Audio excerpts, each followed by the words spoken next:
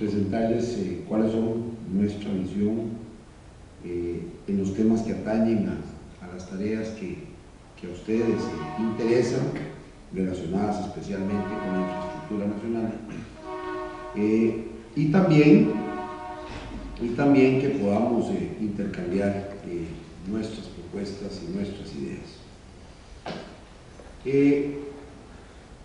Obviamente el país pasa por momentos muy difíciles, tenemos problemas muy serios de pobreza, problemas muy serios de desempleo, problemas muy serios de equilibrio de las finanzas públicas, problemas incluso serios en campos como la infraestructura y la energía, en el manejo de las instituciones, en la administración pública, en la corrupción y, por supuesto, en los distintos ámbitos de la vida nacional, desde el punto de vista social, desde el punto de vista cultural y desde el punto de vista administrativo.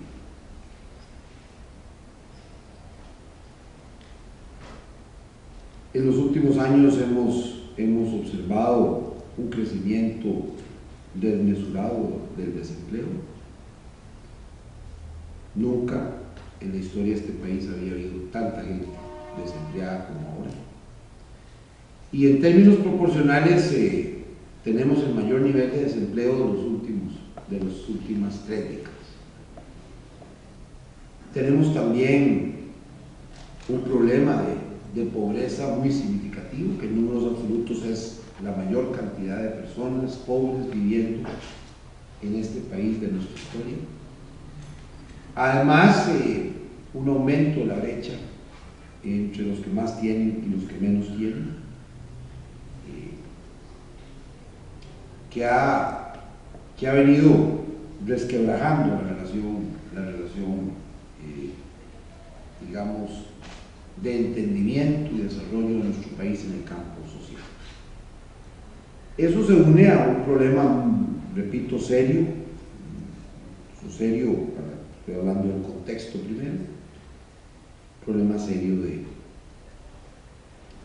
de desequilibrio fiscal, y por supuesto que eso tiene una importancia muy decisiva para cualquier propuesta en el orden de inversión para la infraestructura que necesita nuestro país, que en los últimos años ha venido aumentándose y ha venido sosteniéndose en un desequilibrio fiscal muy serio, con un aumento también desmesurado y desproporcionado de los gastos ordinarios, tanto del número de empleados, de la planilla del Estado, como de las remuneraciones, del impacto de las remuneraciones en el sector público. Al punto de que hoy hemos observado en los últimos años aumentos muy significativos, incluso y sobre todo también de los funcionarios públicos que tienen mejores salarios. Hoy, como ha destacado en días recientes en los medios de comunicación y más generalmente el informe del Estado de la Nación, hoy los empleados públicos ganan sustantivamente más que el promedio de los empleados privados en el sector, haciendo tareas equivalentes. Por supuesto, siempre hay casos exitosos en el sector privado que contradicen aparentemente esa afirmación, pero no es así cuando analizamos el orden promedio y el orden general. Y esas distancias, pues obviamente han creado unas barreras muy difíciles. Por supuesto, cuando eso existe, pues lo lógico es que los jóvenes aspiren naturalmente no a trabajar tanto en el sector privado como a encontrar un puesto en el sector público, porque no solo les garantiza una estabilidad, más vacaciones, más pagos y además mejores ingresos en el mediano y largo plazo. Horarios más flexibles, incluso con menos incidencia, más vacaciones. Entonces ese contexto hay que tomarlo en cuenta. Ese déficit fiscal provoca un serio problema sobre el financiamiento, también en el sector privado. Buena parte de las inversiones, incluso de los fondos de pensiones, los fondos a largo plazo, están hoy invirtiéndose en certificados y bonos del Estado. Y eso limita sensiblemente la posibilidad de financiamiento de obras y de programas de inversión, desde la vivienda hasta las grandes obras públicas. Con más del 85% de todas las inversiones, y en algunos casos más del 90%, están invertidos de esos fondos, que son fondos que deberían estar para el desarrollo nacional, están siendo invertidos para financiar al gobierno. Y ni siquiera para financiar al gobierno en las obras públicas, no en los fondos de obras públicas, sino fundamentalmente para financiar al gobierno en el gasto ordinario. Y por supuesto que en esa dirección no vamos a poder ser desarrollados. Nosotros tenemos claro que entonces una tarea fundamental de cualquier gobierno será enfrentar el problema del déficit fiscal. Tendremos que ir bajando el déficit fiscal, al menos a partir del 2015, un 1% del PIB al año. Eso nos permitiría llegar a los 3-4 años, a llegar a menos del 3% de déficit, no al 6% de déficit, para ir bajando la carga sobre la economía, sobre la inflación y sobre los créditos. Y en estos años, decía también, lo que uno ha observado es un aumento desmesurado del gasto ordinario. El gasto ordinario es el gasto asociado a la planilla, al empleo público. Incluso las pensiones con cargo al presupuesto nacional están asociados directamente a ese gasto ordinario. Entonces, ha venido creciendo de forma, repito, desordenada y excesiva, pero al mismo tiempo se han venido recortando los fondos de inversión pública. Entonces, lo que uno observa es que cada año la proporción del gobierno central dedicada a la inversión pública ha sido menor en los últimos años, mientras ha venido creciendo la proporción del gasto ordinario. Nosotros, al mismo tiempo que pretendemos bajar el déficit fiscal con un esfuerzo muy fuerte de contención del crecimiento del gasto ordinario, al mismo tiempo decimos vamos a aumentar el gasto de inversión pública.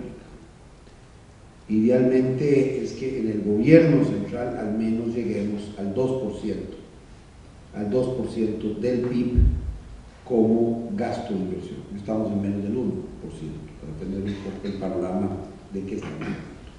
Es decir, duplicar al menos la inversión pública del gobierno central. Hay que agregar las inversiones públicas de las demás instituciones públicas. Eso nos permitiría aumentar sensiblemente la inversión que el país va a necesitar. Aunque tenemos claro que no va a bastar únicamente con la inversión pública para sacar adelante las necesidades de infraestructura que tiene el país.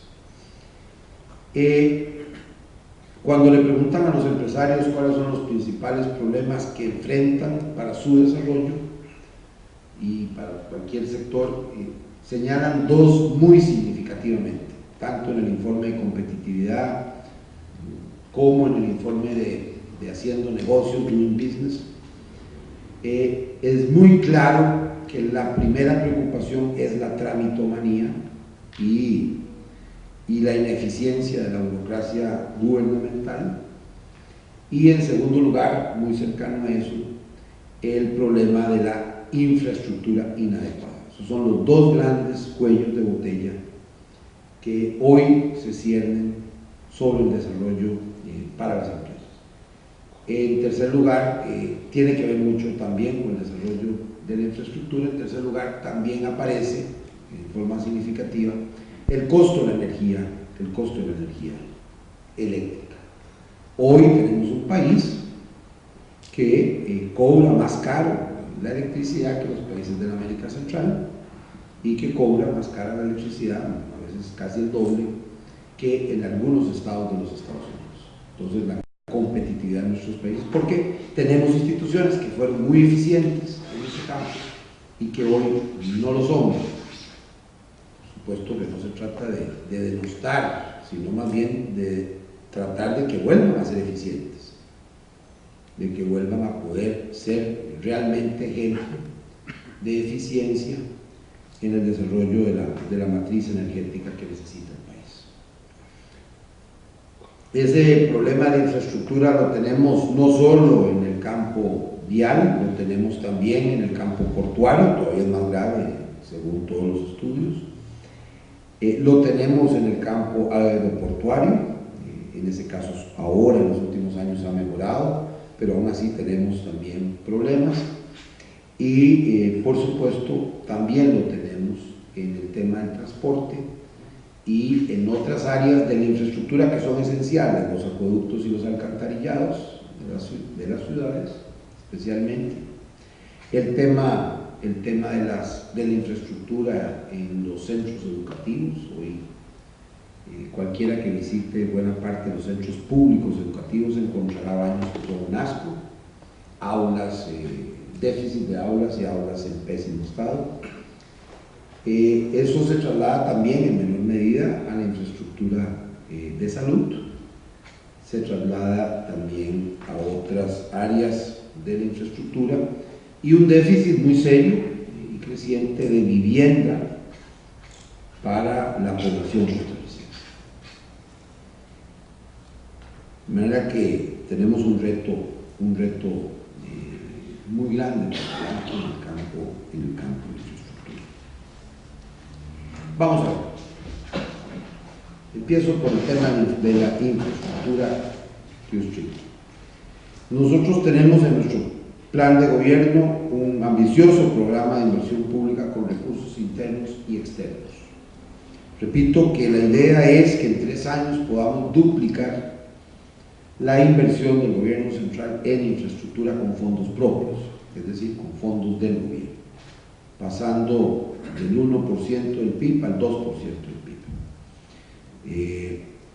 Digamos que podamos crecer paulatinamente, entiéndase a partir del 2015, el presupuesto del 2014 acaba de ser aprobado por esta administración. De manera que podamos alcanzar esa meta lo antes posible, ojalá en el 2017, alcanzar la meta ya. Eso tendremos que dedicarlo a distintas tareas de la infraestructura. Eso, repito, eso no estoy contando lo que corresponde en desarrollo de infraestructura con cargo a otras instituciones públicas en las que son muy significativas, por supuesto el ICE, acueductos y alcantarillados, las empresas públicas de servicios públicos, Recope, en la que juega un papel muy importante también en el desarrollo de ese tipo de infraestructuras y por tanto también todos los programas de vivienda que corresponden a el sector vivienda.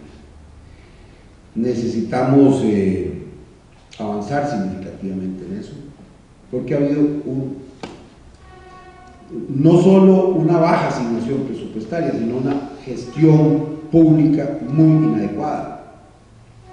El año pasado teníamos empréstitos por 2.600 millones de dólares, empréstitos ya aprobados y actuantes para el desarrollo de la infraestructura de nuestro país en distintas instituciones, y sin embargo a diciembre del año pasado se habían ejecutado menos de 600 millones de dólares. Eso ya es una llamada de atención de que el problema no es solo de asignación presupuestaria, sino de gestión, de mala gestión. Yo en esa materia, debo decirlo a ustedes, porque hay que plantearlo también, cuando yo fui presidente de la Caja, como ejemplo, en lo que a mí me correspondía, yo entré con un presupuesto para inversión en infraestructura y equipo de 15 millones de dólares. Al año siguiente lo subimos a 30 millones de dólares, al año siguiente a 45 millones de dólares, al año siguiente a 60 millones de dólares y al año siguiente lo dejé en 75 millones de dólares. Después volvió a bajar sensiblemente. y además tuve superávit todos los años. Es decir, que en mi administración se construyeron bastantes más metros cuadrados que en esos 4 años, que en los 12 años siguientes y que en los 12 años anteriores en la Caja. Se volvieron a construir hospitales cuando no se construían por muchos años. Se renovaron por primera vez buena parte de los hospitales, se empezaron a renovar buena parte de los hospitales, se abrieron y se construyeron 400 EVAIS, 100 EVAIS por año.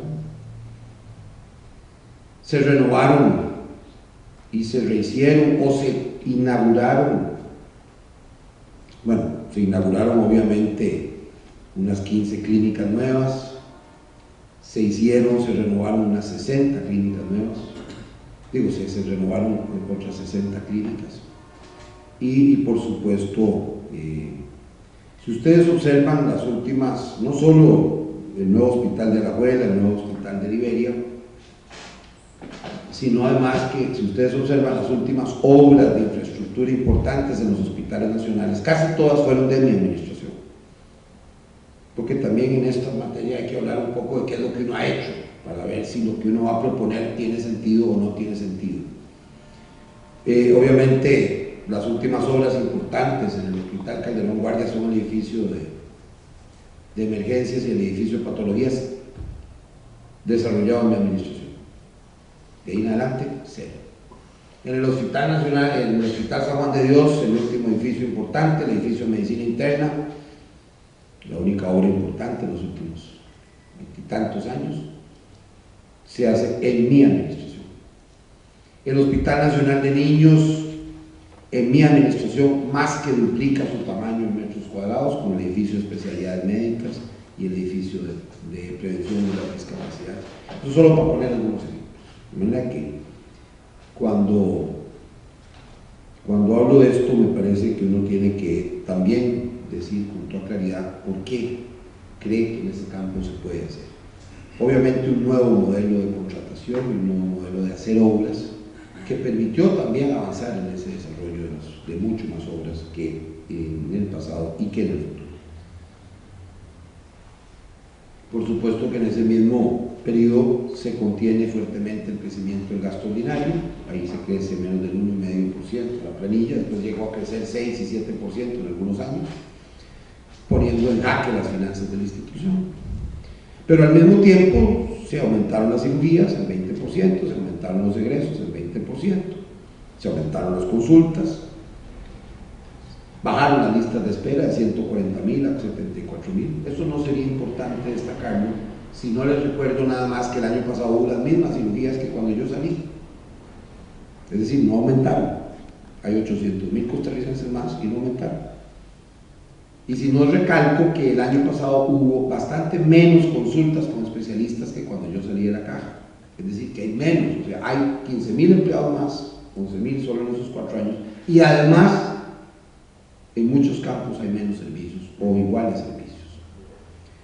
Eso revela, eso al final se refleja en un aumento desmesurado de las listas de espera, al punto de que ya dije que había bajado a 74,000. Hay una primera página que más bien nos critica por qué tenemos 74,000, aunque adentro dice que ha bajado a 140,000 en un periódico, como al aspecto crítico. Pero es que el año pasado salió otra primera página que decía que había 655,000 personas en lista de espera a más de 3 meses. Es decir, 900%, casi 900% de aumento de la lista de espera. Entonces, claro, uno no ve que solo hay un problema. Y además tienen déficit. Y además crean un déficit que lo palía pasándole la carga al Estado para que el Estado aporte más. Y es importante que el Estado aporte más. Pero esa exigencia de que aporte más, de que le saque la tarea, una parte, significa que el Estado tuvo que sacar unos fondos que podía dedicar a otras actividades, tuvo que dedicarlos a sacar las castañas del fuego a una institución central de nuestro país, que es la Caja Costarricense de Seguros. Es importante que así ocurra, pero digamos que esa vía no es la única. Entonces, ya dije duplicar las partidas de inversión del gobierno central,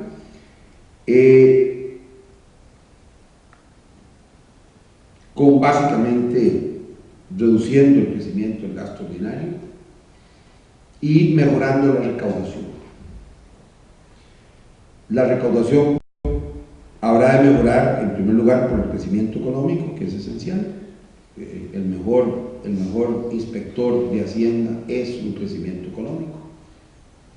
Es mucho más importante eso, por supuesto que además hay que tener inspectores duros y que vayan a fiscalizar el cumplimiento de la ley, pero también, repito, mejorar mucho la recaudación. A ese propósito también digo algo de mi época.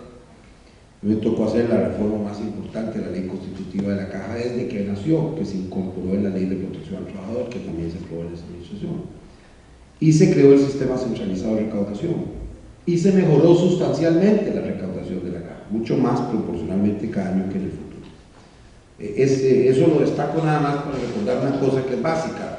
La Caja recauda más que la tributación directa y recauda más que aduanas. Recauda menos que los dos juntos, pero recauda más. Entonces sí es un ente recaudador muy importante y es una experiencia de fiscal. Bueno, ahora sí, vamos a los temas de infraestructura. Ese es un poco el contexto.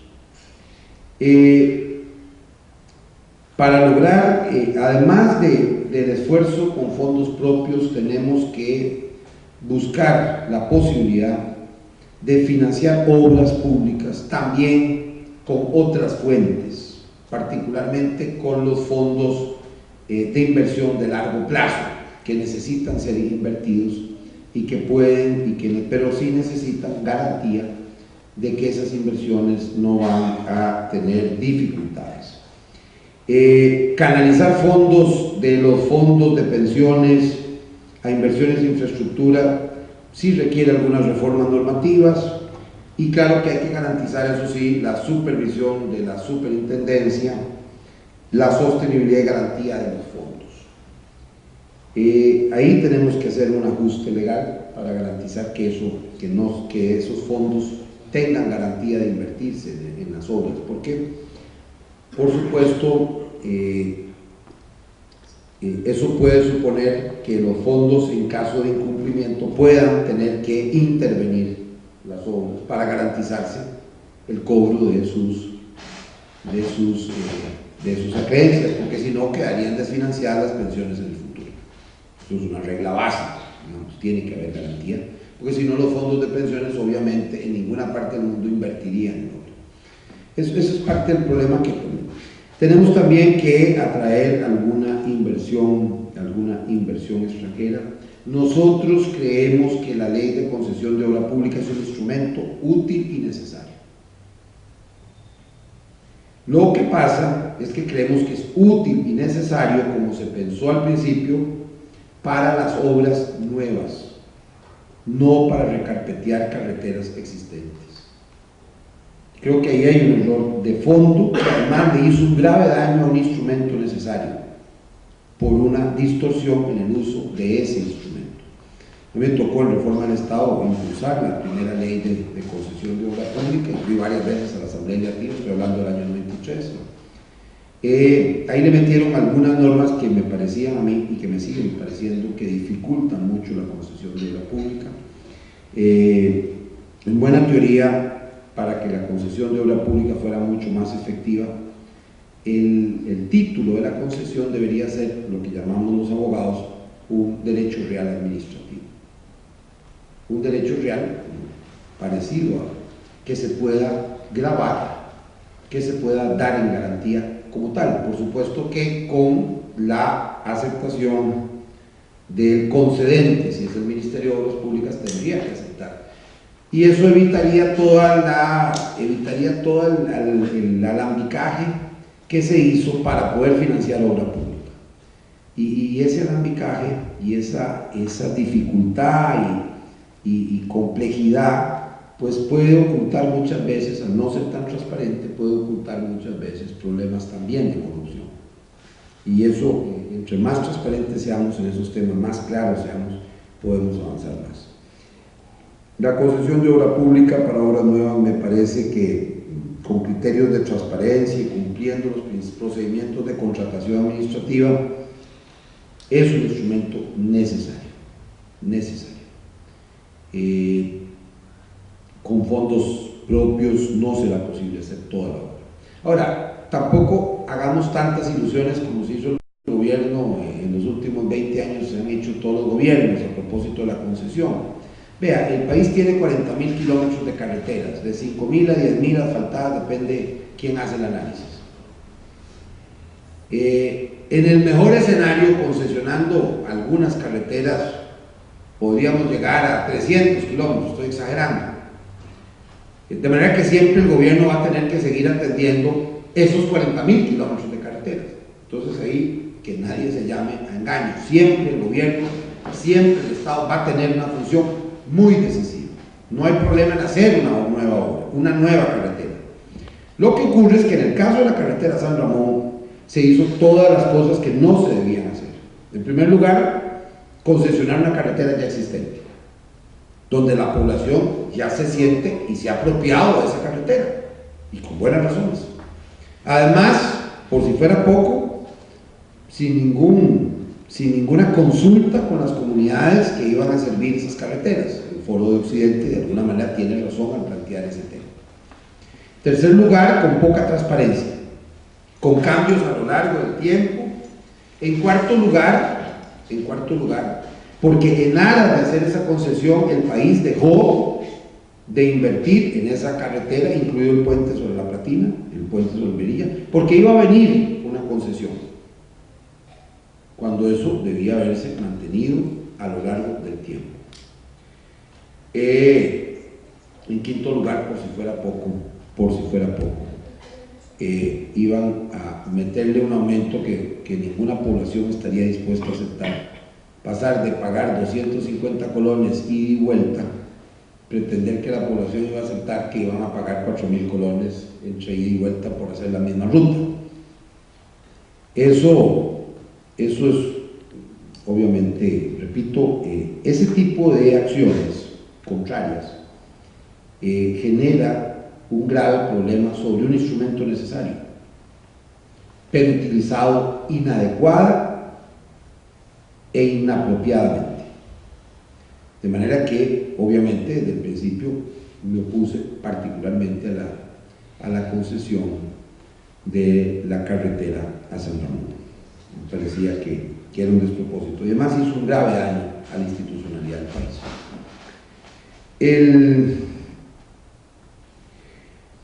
Bueno, hay algunas obras prioritarias. Bueno, es prioridad obviamente el mantenimiento de la red vial, tanto nacional como cantonal, y especialmente aquella donde pueda ponerse en peligro la vida o la salud de las personas.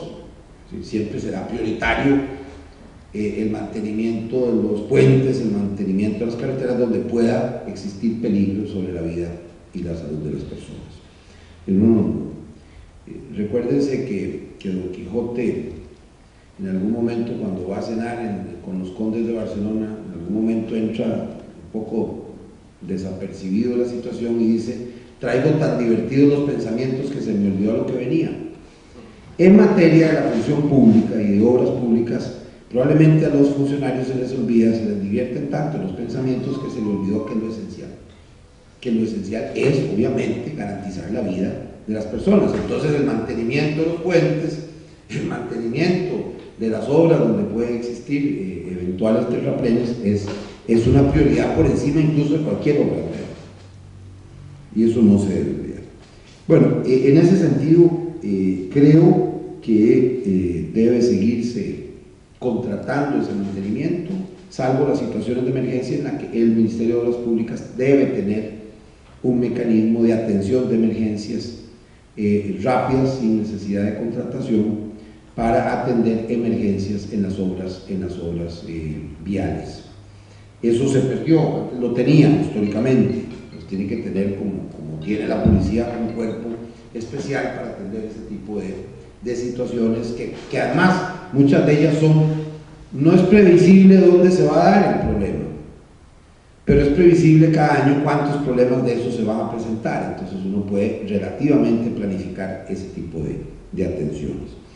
Pero está bien el mantenimiento ordinario de esas carreteras y concesionarlo, no concesionarlo, sino contratarlo con empresas, solo que Creo que debería ser mucho más diversificada esa contratación, que tuviera mucho más participación, muchísimas más empresas, y no solo 2 o 3 empresas que de pronto son las únicas que administran toda y mantienen toda la red del país. Me parece que las grandes empresas son fundamentales para las grandes obras, porque tienen un desarrollo tecnológico y económico y financiero que les permite desarrollarlas, pero mucho mantenimiento de caminos y de carreteras puede hacerse por múltiples y muy buenas empresas de construcción, y además diversifica el riesgo, se diversifica el riesgo en caso de que alguna falle en su contratación del mantenimiento de las carreteras. En eso tenemos que buscar una ampliación, y la vamos a buscar, de la contratación. Voy a también otra vez refiero a ese modelo cuando yo estuve en la caja. Eso hice con los EBAIS y con muchas de las clínicas. Antes se contrataban, se sacaba una licitación para hacer 20 EBAIS, pero 4 en Upala, 3 en Matina, 5 en la zona sur, 2 en Punta Arenas, unos en Purral, otros allá en Alajuela, al mismo tiempo.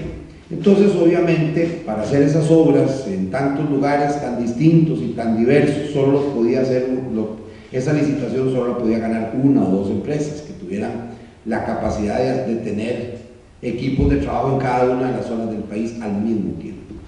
Por supuesto que costaba más del doble el metro cuadrado, muchísimo más del doble.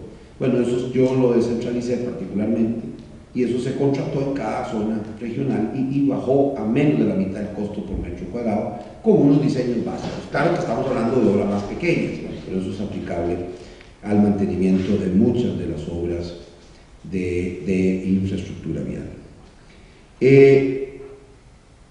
En el tema del transporte urbano y de las obras en el área metropolitana, me parece que debemos atender esencialmente los principales cuellos de botella. Algunos de esos cuellos de botella requieren grandes inversiones, pero otros no tanto.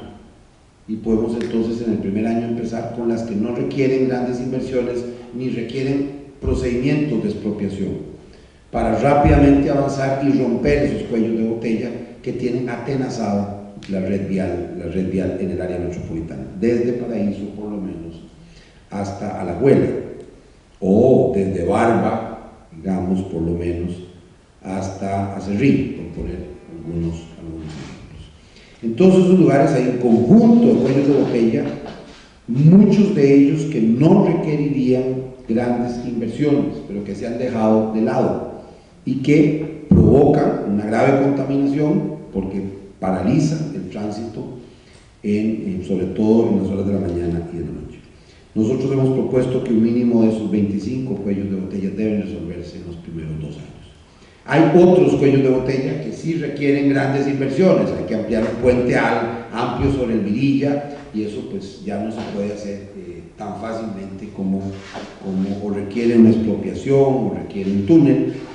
Por supuesto que en esos casos la atención tendrá que ser, digamos, no podrá ser en el primero y segundo año, sino que podría empezar a desarrollarse una vez que se cumplan todos los procedimientos de licitación en el segundo y tercer año. El tema del transporte en Sauceda.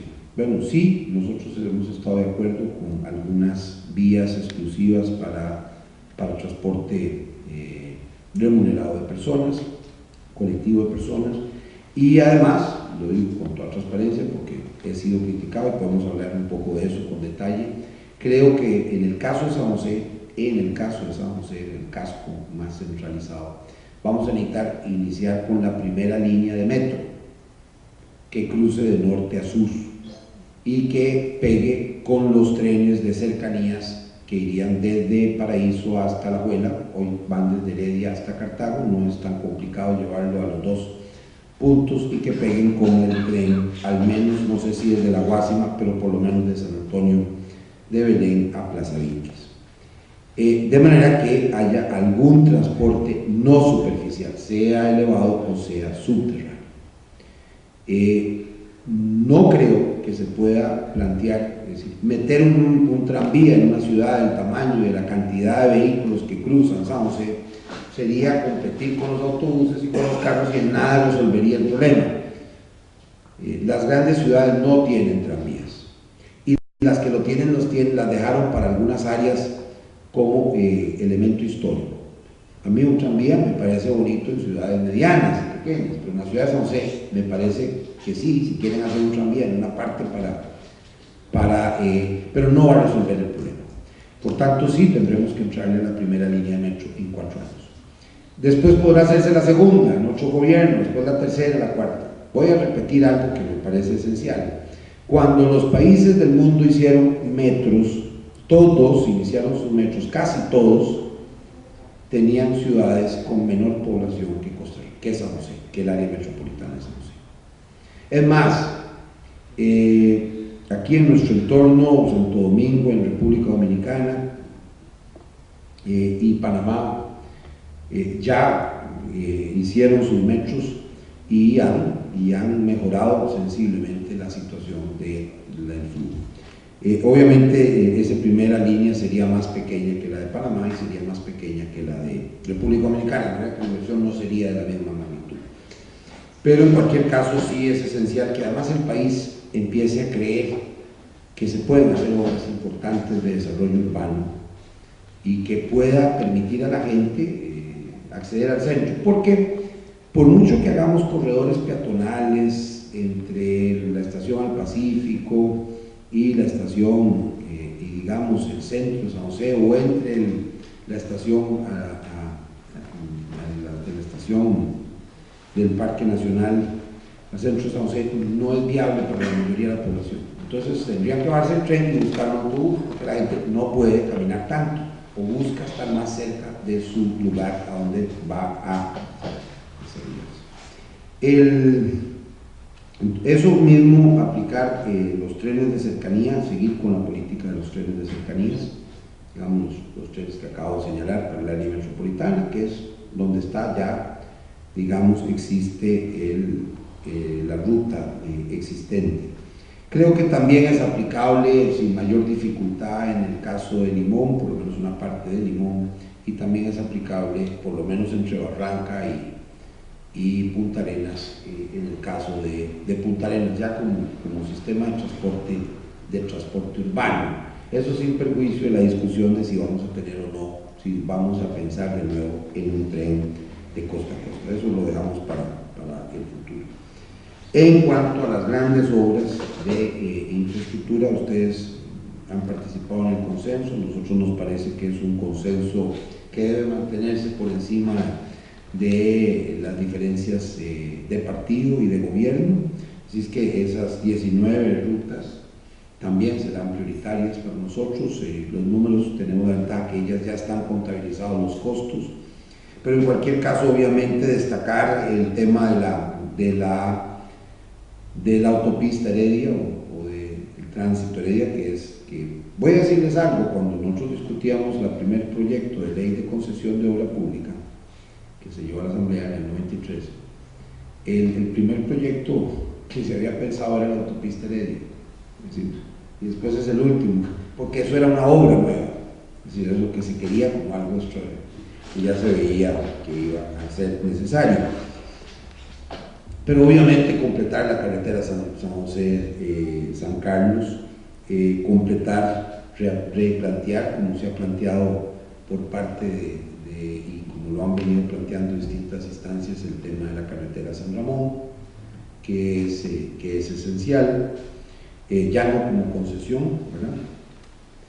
El tema de las costaneras y los corredores turísticos, el corredor de la zona norte, completarlo, ya viene desarrollándose, el que va de Guapiles por la zona norte y por Chilamate, para llegar y cruzar San Carlos y pasar, digamos, a Cañas y después llegar al Pacífico.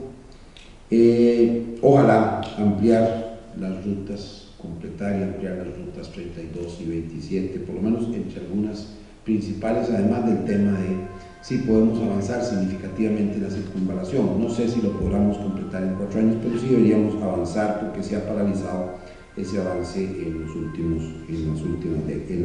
más de la última década.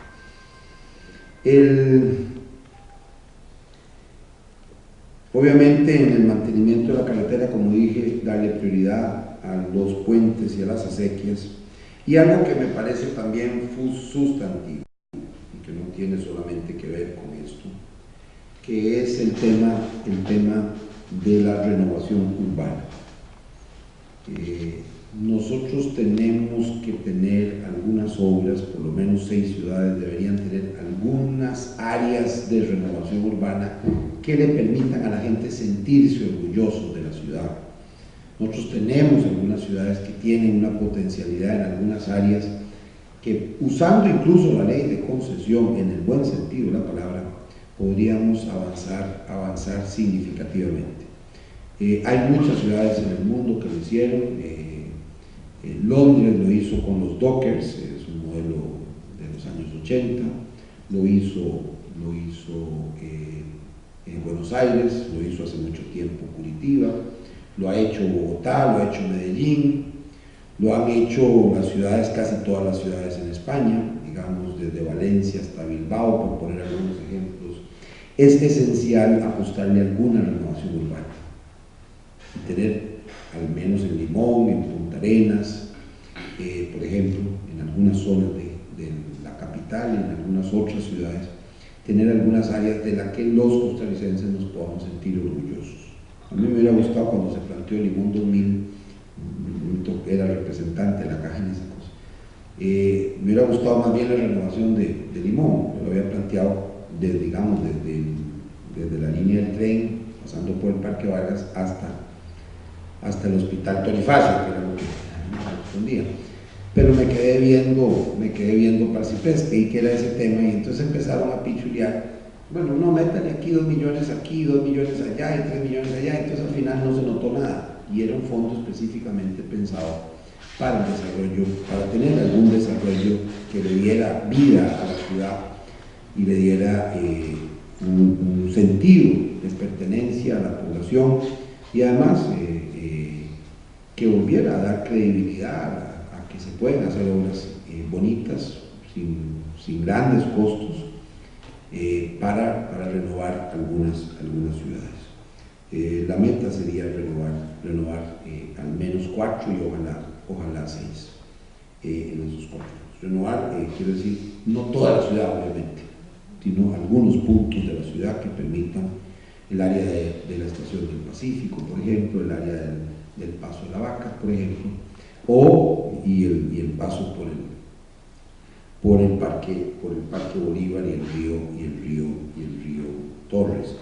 Hay algunas zonas que tienen una potencialidad, digamos, de desarrollo que se debería entrar también en los fondos esos de inversión pública. Y creo que ahí un buen manejo de la ley de concesión puede permitirlo, porque generalmente se hace un diseño y algunos edificios después el diseño se logra que algunos inversionistas participen en el desarrollo y entonces la inversión sea mucho menor, pero claro, utilizando el músculo que permite, por ejemplo, al participar de la obra, que permite incluso en algún momento expropiar para garantizar que tenga un entorno completo.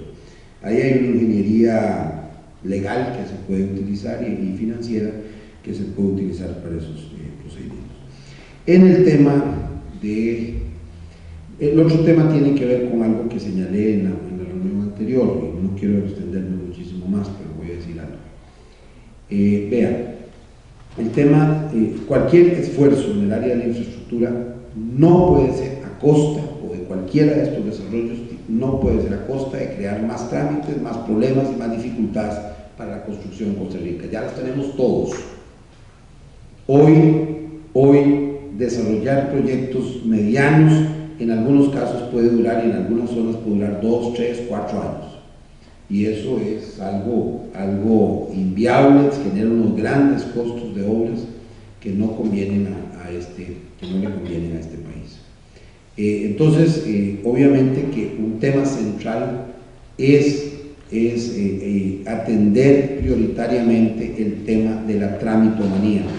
En la Junta de Notables en la que yo participé, por supuesto, ahí hay una serie de medidas contra la tramitomanía, medidas concretas incluso. obviamente el principio de la ventanilla única para los distintos trámites, el principio de que no se pueden pedir certificaciones que constan en registros públicos, que constan en otras instituciones públicas. Cuando uno ya hace la petición ya debería la administración debería adquirir esa información por sí misma. No hay que ir a andar probándole que uno está al día con la caja ni que está al día con el registro, si eso ya consta y ellos pueden acceder perfectamente, directamente, las instituciones, y dejar de molestar tanto a la gente. A la gente, a las empresas grandes eso no les afecta y se olvidan de eso porque tienen empresas que hacen esas gestiones.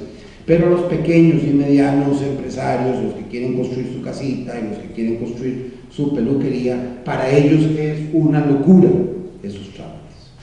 Bueno, obviamente el tema de hacer los trámites por vía internet, eso requiere un avance. Las administraciones públicas generalmente han rechazado ese modelo. El tema de evitar de que quede claro cuáles son los requisitos para cada acción y que no tengan lo que llamamos los abogados sus números apertos, es decir, al final, esa fórmula que dice al final, hay que cumplir estos 10, 12 requisitos, y al final tiene una frase que dice, y todos los demás que establezcan las leyes y las regulaciones existentes, ¿sí? Con eso ya uno no sabe qué es lo que tiene que cumplir. Cuando llega dice, no, a ustedes se le olvidó el decreto tal. No, las administraciones tienen que hacer un esfuerzo por definir claramente qué son los requisitos que se tienen que cumplir para cada actividad y enseñárselos al ciudadano. Y que no le puedan después decir, cuando el ciudadano cumple en el plazo establecido, que no le puedan decir, no, mire, me falta algo más. Ya le tendrían que dar el permiso necesariamente. Ser mucho más flexibles en el tema de los planes reguladores que hoy están atenazando al desarrollo de la gente. Sobre todo los pequeños y medianos emprendedores. La mayoría de la gente quiere construir la gente pobre no tiene muchas opciones. Su primer emprendimiento lo hace en su casa, la segunda la casa la hace ahí, en el segundo piso, la hace a la par, en el lotecito que está, en el lote que queda a la par de su casa. Ahí es donde le hacen la casita a sus hijos para que puedan iniciar una nueva familia. Como eso le han puesto tantas trabas y tantas prohibiciones, no ha dejado de hacerse, se sigue haciendo obviamente, pero se hace ilegalmente, porque la gente pobre y la gente de bajos recursos no tiene la opción de cumplir todos sus requisitos. Entonces lo que tenemos es que, como en Los demonios de Dostoyevsky, uno de los personajes dice, buscando la absoluta libertad y el absoluto despotismo, es decir, buscando la absoluta regulación y en absoluta desregulación. Entonces, en algunos de esos planes le ponen tanta traba a la gente que obviamente la gente se va y hace precario. Les prohíben construir porque hay acuíferos, pero entonces la gente desesperada, porque ese es el terreno que tiene y no tiene otra opción, construye. Y entonces, en lugar de haberle permitido construir y que cumpliera requisitos de tratamiento de aguas, al final terminan construyendo y provocan mucho más grave daño a los acuíferos, precisamente porque la regulación les impidió el desarrollo. Eso lo digo nada más como a título de algunos ejemplos que me parece que hay una falta de percepción de la realidad de la gente.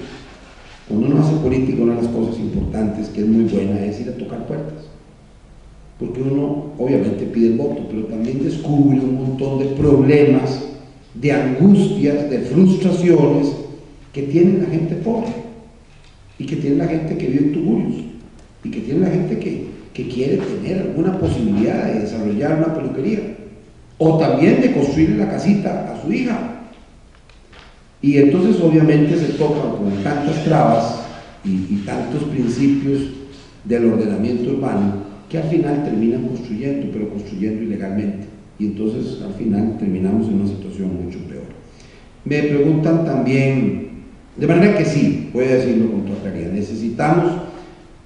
pensamos sobre la infraestructura y el desarrollo del país, tanto desde el punto de vista financiero como desde el punto de vista de las obras que he señalado. Me parece que un tema central en obra de infraestructura es también las escuelas y colegios públicos, especialmente el tema de los baños y especialmente el tema de las aulas y ojalá de algunos gimnasios. Es un pecado No sé si ustedes han visitado la mayoría de las escuelas, y voy a decirles algo que la mayoría de la gente no percibe.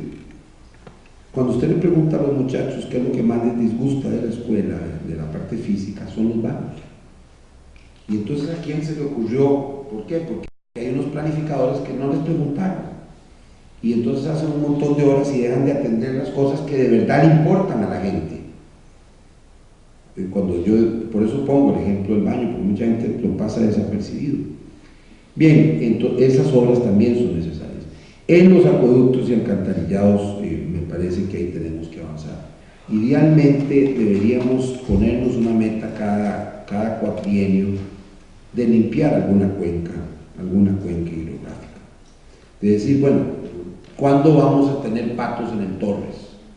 Y cuando los tengamos en el Torres, después, ¿cuándo los tendremos en el Virilla? ¿Y cuándo los tendremos después en la cuenca del Tárcoles? No va a ser de la noche a la mañana, pero esas metas específicas, concretas, que le interesen a la gente, que observe a la gente que se puede limpiar un río y que se puede tener un río decente en una ciudad, aunque no se resuelvan todos los ríos, cuando ya la gente observa que se pueden hacer algunas cosas, aunque no sean todas, probablemente va a tener mucho más fe en nuestro país y en nuestro sistema de gobierno. Sobre la gestión y operatividad para ejecutar obras. Lo dije en la Junta de Notables, y lo dijimos todos los miembros de la Junta de Notables, y debo decirlo también con transparencia, con respecto específicamente del tema del MOB. Me parece que en las circunstancias en que hemos tenido en los últimos años, en relación con el Ministerio de Obras Públicas y la relación con los consejos que pertenecen especialmente al CONAVI, pero no solo al CONAVI, me parece que debemos recuperar la fortaleza y la capacidad del MOB y por tanto disminuir o cerrar esos consejos que han dividido esa capacidad instalada del MOB. No quiero decir que los ingenieros, que los profesionales pierdan su trabajo, no, es que pasan a formar parte de un ministerio estructurado y organizado. Porque si eso hubiera funcionado, si hubiéramos observado que la gestión de CONAVI fuera exitosa, no estaríamos planteando ese tema. Pero no lo ha sido. Y como no lo ha sido, obviamente mejor volver a plantear alguna orden, porque además permitiría reordenar el tema.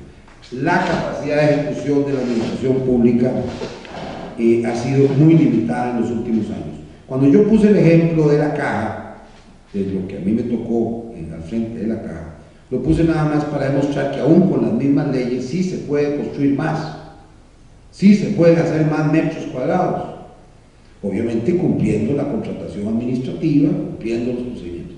En la contratación administrativa, para decir las tres cosas relacionadas con este tema de la operatividad, en la contratación administrativa creo que se pueden simplificar algunas cosas. En la Junta de Notables hay 3 propuestas muy concretas sobre eso. Deberíamos buscar carteles estándares. Cuando un cartel estándar, ahí la propuesta es que cuando uno utiliza el cartel estándar no se puede impugnar, de manera que ahí nos eliminamos un procedimiento.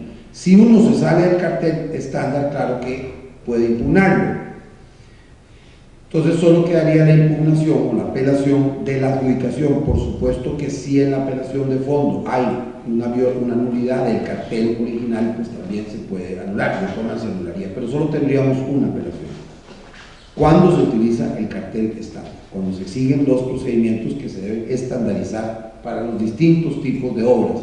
Habrá algunos que no se pueden, entonces esa tendrá la posibilidad de ser apelada.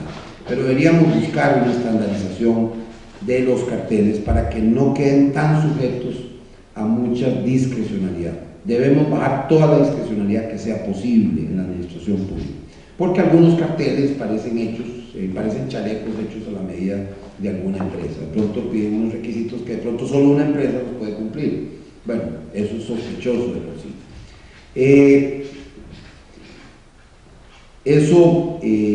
Respecto de la contratación administrativa, y hay otras 2 propuestas. Respecto a la expropiación, tienen razón ustedes, y lo dicen ustedes, lo han dicho casi todos, y lo dijimos nosotros también en la Junta de Notables. En la expropiación, ahí lo que se debe garantizar es lo que está previsto en la ley, pero está mal planteado en un artículo nada más. Solo se necesitaría tocar ese artículo, que es, creo que es el 31 o el 34, no recuerdo, de la ley de expropiaciones. Es que sí, efectivamente, cuando se hace el avalúo administrativo y se deposita a favor del titular del bien, el juez debe habilitar la entrada en posesión del bien en un máximo de 2 meses. Y debe ponerse así. Porque hoy dice que el juez lo habilitará, pero la realidad es que el juez termina no habilitando, porque tiene esa discrecionalidad de hacerlo o no hacerlo. Entonces hay que tener más claro eso. Eso sin perjuicio de que la persona recoja lo que le dieron en el avalúo, lo que le depositaron en el avalúo administrativo, y pueda pelear el justo precio.